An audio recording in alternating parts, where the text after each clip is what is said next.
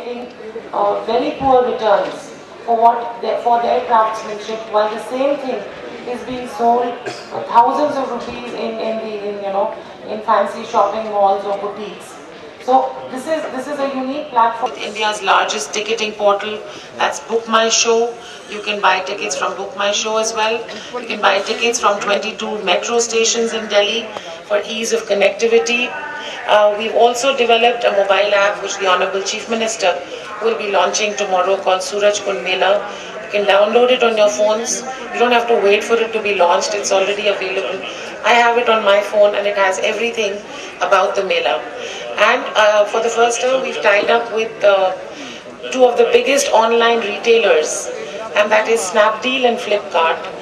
I'm especially looking forward to the cuisine, which already is very popular in Delhi. Welcome to Lebanon, welcome to Chhattisgarh, our partner state, who have been a wonderful and enthusiastic partner state to have. Welcome to all of you. Thank you so much. We look forward to receiving your continuing support. Thank you, everyone.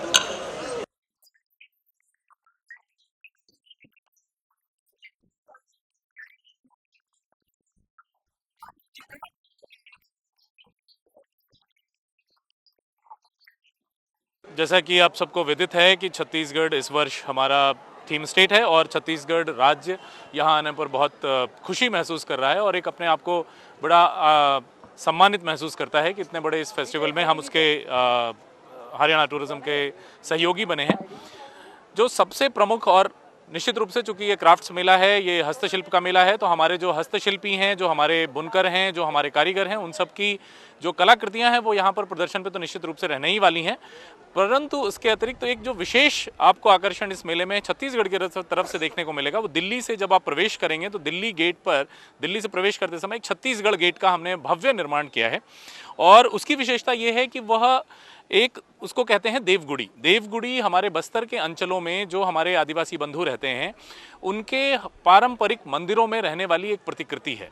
और वह एक, जो अगर आप उसको देखेंगे तो वो हर मंदिर में एक झूले के रूप में वो रहती है। देवगुड़ी, देवी झूला भी उसको कहते हैं।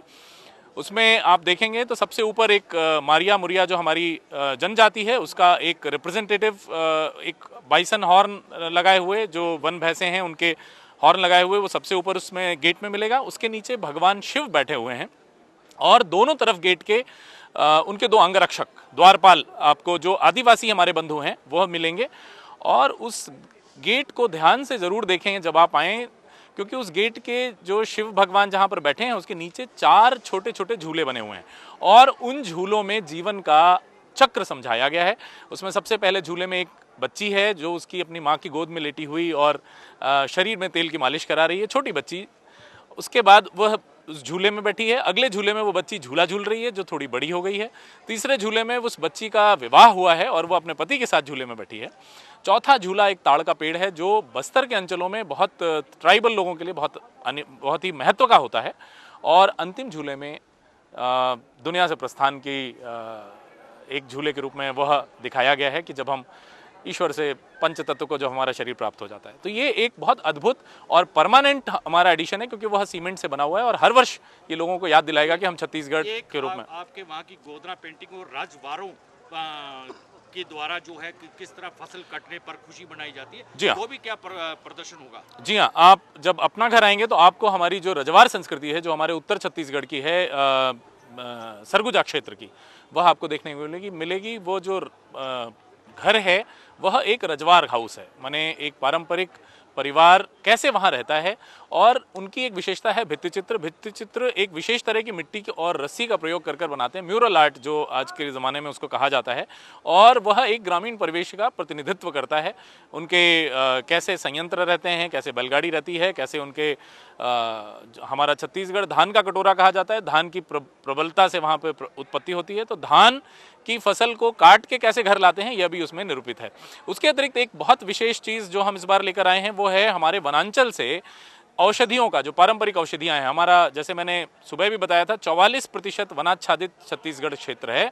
उस वनाच्छादित क्षेत्र में होने वाली विविध औषधियां, उनका कैसे उपयोग किन किन रोगों के लिए कैसे उसको हम इस्तेमाल करते हैं, कैसे हमारा पारंपरिक ट्राइबल समुदाय इस्तेमाल करता है, आदिवासी समुदाय इस्तेमाल करता है, उसका भी निरूपण अपना घर के ठीक सामने हमारा हर्बल सेंटर है, उसमें हम लोगों को दिखाएंगे।